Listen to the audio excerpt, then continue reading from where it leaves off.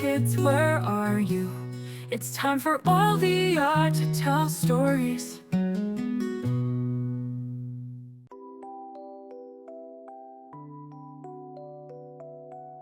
On a quiet night filled with twinkling stars, little car Wayne was driving along a bumpy path, enjoying the night breeze and the tranquility. Wayne was a curious car that loved exploring unknown roads and experiencing the freedom of driving towards the distance. However, this time, things didn't go quite as planned, lost in the darkness. Wayne drove deeper and deeper into the forest. The night grew darker, and the trees around him started to look strange and eerie. Wayne couldn't recognize any familiar landmarks, and all the trees along the path looked identical. He began to feel a bit of panic, realizing that he was lost. The forest became quieter, with only the occasional owl hooting in the distance. Wayne's heart started to race, his headlights illuminating a small patch of the road, but the darkness seemed to surround him like a curtain.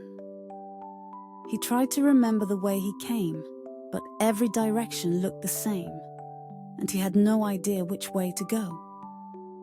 Meeting friends in the forest, just when Wayne was feeling desperate, he saw two tiny eyes twinkling ahead on the path. Wayne was startled, but soon he heard a gentle voice. "Hello, stranger. You seem to be in trouble. Is there anything I can help with?" Wayne saw that it was a little rabbit named Lily. She had snow-white fur and big ears and looked very friendly. Wayne explained his situation to Lily, saying that he got lost during his nighttime drive and didn't know how to get back.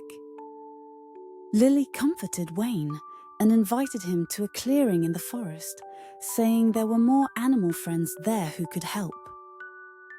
Though Wayne was a bit nervous, Lily's friendliness made him feel at ease, and he decided to follow her to see if he could find help.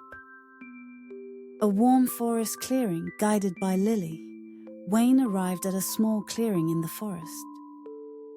Bathed in moonlight, the clearing looked particularly beautiful, with trees around it as if guarding this peaceful space. Several small animals had already gathered in the clearing. There was Harry the hedgehog, Nina the squirrel, and Oliver the owl, who were chatting and seemed to be discussing something. When they saw Wayne, they were all curious about the strange visitor in the forest that night. Wayne explained his predicament, admitting that he was very scared and confused, as he had never been lost in such an unfamiliar environment before. After hearing the story, Oliver flapped his wings and said, "Don't worry, Wayne. We will help you. The forest might be unfamiliar to you, but it's our home. We will all find a way to get you out safely." Harry the hedgehog nodded and said, "Yes, Wayne. Just stay calm. We'll figure something out." Learning to stay calm, listening to everyone, Wayne felt his panic slowly fade. He began to realize that fear only clouded his judgment, and these friendly animals were his biggest help. Wayne took a deep breath, trying to calm down, and decided to trust his new friends. Nina the squirrel suggested, "We can climb to the top of a tall tree and look around. We might find some clues."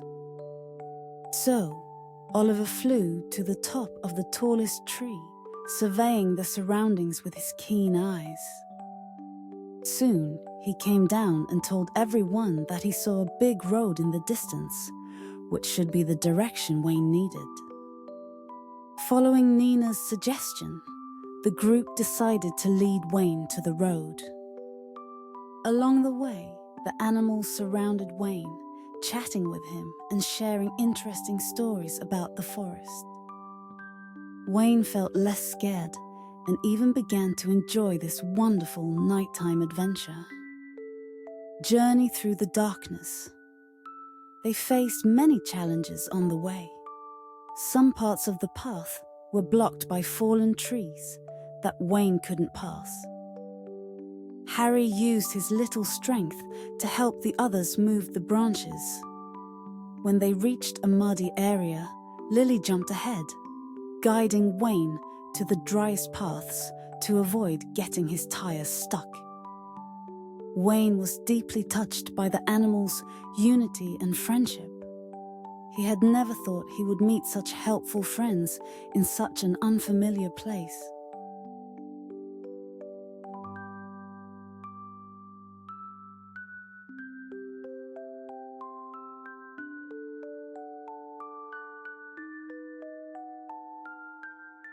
In a vibrant town filled with all kinds of vehicles, buses, trucks, and cars, there was a sleek green little car named Dana. Dana was known for her kindness and curiosity, always eager to learn new things and help others. But more than anything, Dana was passionate about taking care of the environment. Every time she saw litter on the streets or heard about pollution, her engine would rumble with concern. One sunny morning, while Dana was making her usual rounds through town, she noticed a large banner hanging above the road. It read, "Eco Challenge. Who can save the most energy? Join now." Dana's headlights brightened with excitement. An eco challenge! This was exactly the kind of thing she had been waiting for. The challenge was simple. Over the course of a week, each participating vehicle would have to drive through the town, completing tasks while using the least amount of fuel possible. It wasn't just about speed or getting from one place to another. It was about thinking smart, conserving energy, and reducing waste. The winner would be crowned the town's eco-hero. But Dana was more excited about the opportunity to learn new ways to protect the environment. As the competition day approached, Dana began preparing herself. She knew that to succeed, she would have to change some of her driving habits. Normally, she liked to zip around town, enjoying the wind in her mirrors. But this challenge would require her to be more mindful. She decided to talk to some of the other cars to get advice. Her first stop was at the garage of an old, wise hybrid car named Ollie. Ollie had been around for years and was known for his energy efficiency. His electric motor allowed him to use less fuel than most cars, and Dana knew he would have valuable tips. "Hey, Ollie!" Dana called out, her engine purring with excitement. "I'm entering the Eco Challenge. Do you have any advice on how I can save fuel?" Ollie's headlights flickered with approval. "Ah, the Eco Challenge. That's a wonderful opportunity to learn about energy conservation, Dana. The first thing you need to remember is that driving smoothly is key. Accelerating too quickly or braking too hard wastes fuel. Try to maintain a steady speed and anticipate stops and turns ahead of time so you can glide to a stop rather than slam on your brakes." Dana nodded eagerly. "That makes sense. Anything else?" "Keep your tires properly inflated," Ollie continued. "Low tire pressure makes your engine work harder, which uses more fuel. And don't forget to reduce unnecessary weight. Clean out your trunk. The lighter your load, the less energy you'll need to move." Dana left Ollie's garage feeling more confident. She had learned a lot already and couldn't wait to put these tips into action. The day of the Eco Challenge finally arrived, and the town was buzzing with excitement. Cars of all shapes and sizes lined up at the starting line, each eager to prove their eco-friendliness. There were sleek sports cars, sturdy trucks, and even a few electric vehicles, all ready to see who could use the least amount of fuel. The organizer of the challenge, an old diesel bus named Max, rolled up to the front of the line. "Welcome, everyone," he announced in his deep, booming voice. "This challenge is about more than just winning. It's about learning how to take care of our environment.